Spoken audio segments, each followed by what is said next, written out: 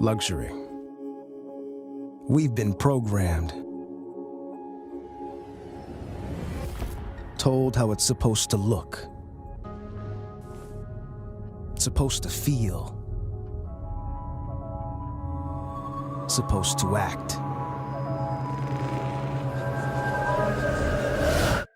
But we're done listening.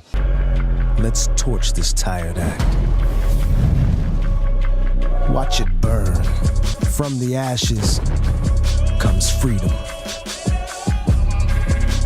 Freedom from trends, from false influence, and empty symbols. At Gen Air, we answer only to progress. And now, we rise anew, awoken, defiant, limitless. Gen Air, bound by nothing.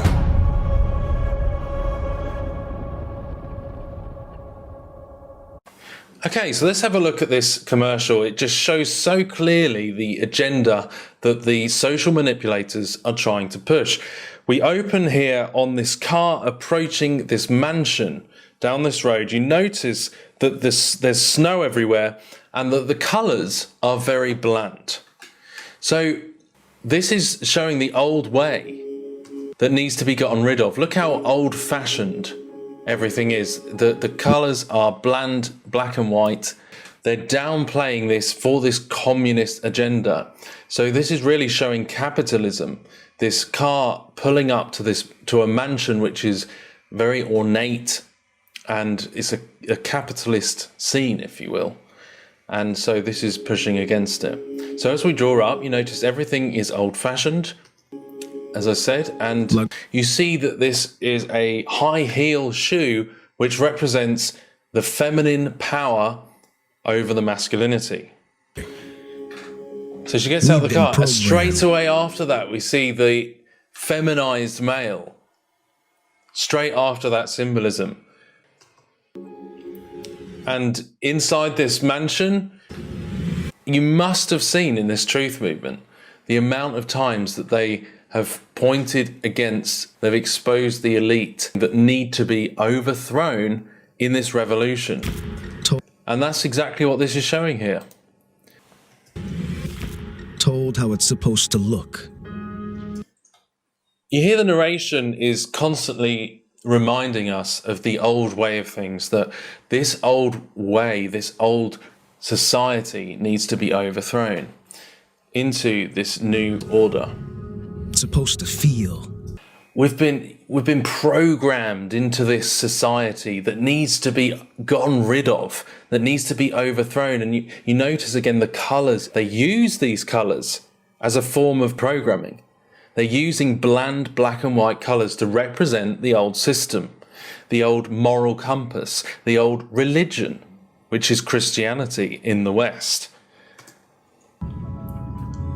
And you constantly see this contrast between this elite party here in this house. And I'm telling you, the truth movement has been set up to expose the elite on purpose in order to generate a grassroots revolution. Supposed to act. So you see at this table, it's talking about this old structure is so bland and boring. And the parallel of what this is representing is that Last Supper.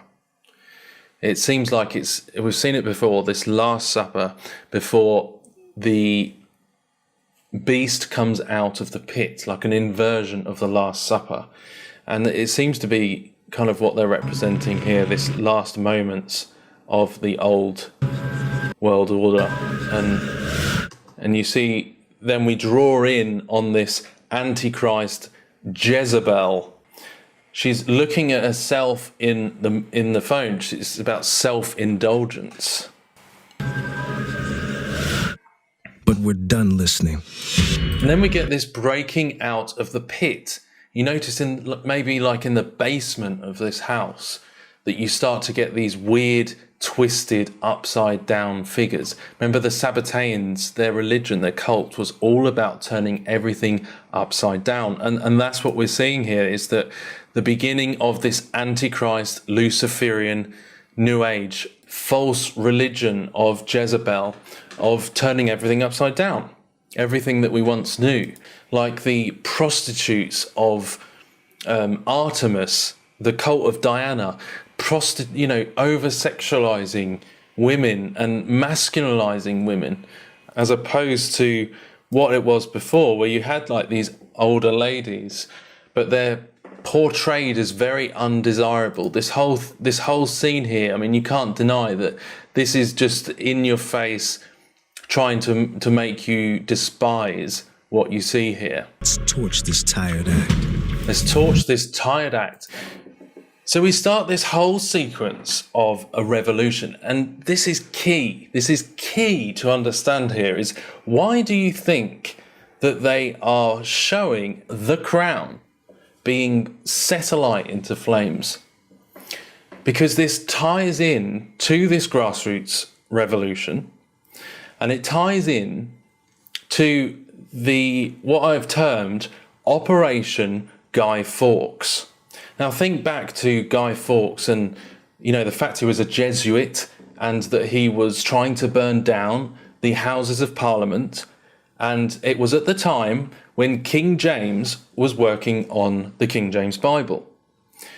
So this is representing that burning down of the Protestant West and the overthrowing of authority. And how many times have we seen in the truth movement, in the mainstream truth movement, that they talk about bringing down the monarchy and bringing down authority?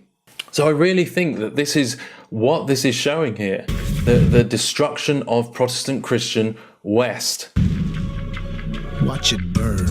Watch it burn, and the things he's saying. Look at these demonic figures coming out of the pit, the bottomless pit, with the smoke in the background, and this fire as his teeth, and through this chaos from the ashes. Look at that. Comes freedom. From the ashes. From the ashes comes freedom. So from the ashes of the old world comes the new world, and this false freedom, this false peace.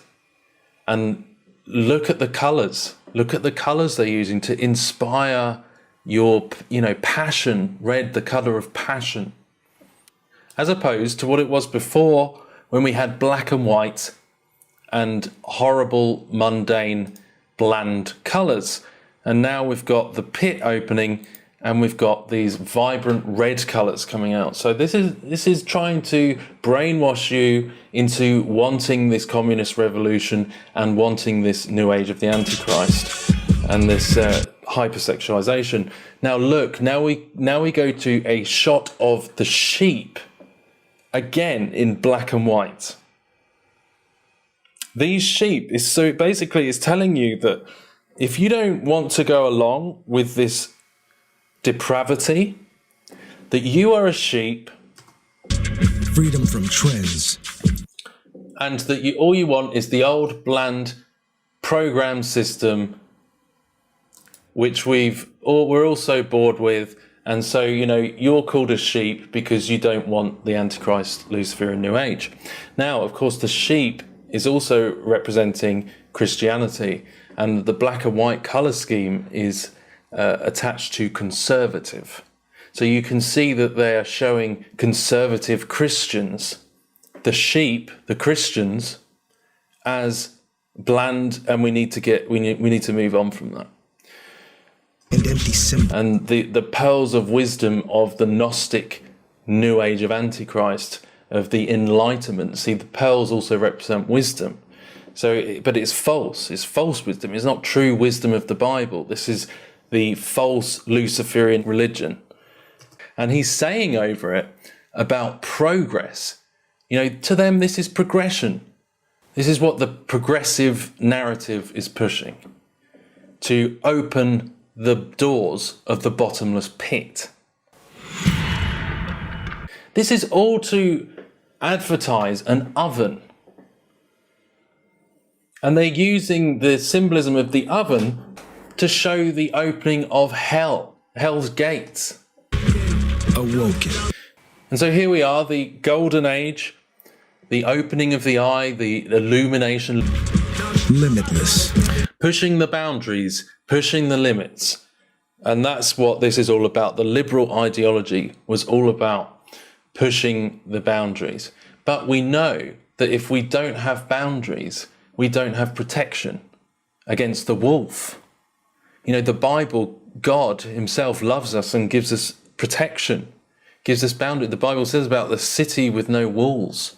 You know, and really what's coming here is the wolf. And if you're not in the sheep pen, then you're going to get savaged. The black sun is a void. It's like a narcissist, if you will. It sucks energy. It feeds on the sheep, just like the wolf. You know, what does the wolf represent? It feeds on the sheep. So this is what is coming here. This is a wolf. It's telling you to drop all of your boundaries, and it's advertising that the wolf is coming for the sheep, you know, and that it's going to bring about this new age of Lucifer, of hell, with a J there. Look, J with fire in it and smoke, like the anti-Jesus, the false Jesus, the AntiChrist, bound by nothing, the opening of the pit. So I really hope you can see that they're pushing for this false revolution, and they're using both the far left and the far right as the two pillars, and you know, using that to generate chaos, to generate a clash, in order to bring down nations from within, and then make them yearn for all nations become one under the Antichrist, and that's biblical prophecy. But we do know that after that, we do have a hope that Jesus is coming, and that all of this is leading towards the millennial reign of Jesus Christ, who will reign in justice and in truth. So there is a hope beyond all of this. But this, guys, is a really clear picture that we need to be so careful about what they're pushing in this world. And that, you know, we're not on the side of any of the pillars.